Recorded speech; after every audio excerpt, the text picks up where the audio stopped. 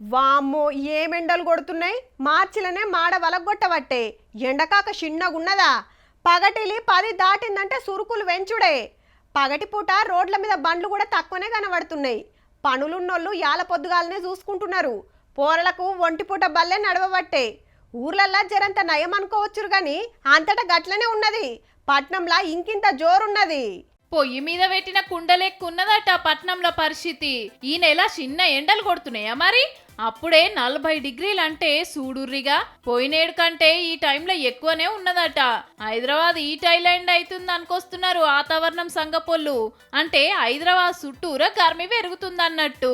ఉండవలసిన జనాభా కంటే కూడా అధికంగా ఉండడం వల్ల అర్బనైజేషన్ యాక్టివిటీ అనేది ఉండడం వల్ల అధిక మొత్తంలో ఈ యొక్క ఉష్ణ తీవ్రత అనేది పెరుగుదలకు కారణమని చెప్పాలి. ఒక్క జాగల్నే పబ్లిక్ ఎక్కువ ఉండు, కాంక్రీట్ జంగళ్ళు పెరుగుడు, అటు కంపెనీల పోగా ఎక్కి తిరిగే బండ్ల పోకడా, ఏసీలు ఫ్రిడ్జ్ల వాడకం పెరుగుడుతోటి పట్నం గిట్ల అవుతుందన్నట్టు.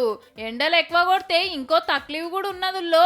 ఎప్పుడైతే ఎండ అధికంగా నమోదవుతుందో అప్పుడు మాత్రం వడగండ్ల వాన కూడా ఈ యొక్క వేసవిలో ఇట్లాంటి వాతావరణ సూచికలు మనం చూడొచ్చు. నిన్ని అలా చూస్తలేమా?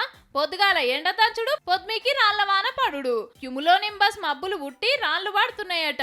గాలి దుమారం సుత ఎక్కువనే ఉన్నది. డెవలప్మెంట్ పేరు మీద చెట్లను పొతం పెడుతుంటే పతేడు గింత తిప్పలు కావట్టే.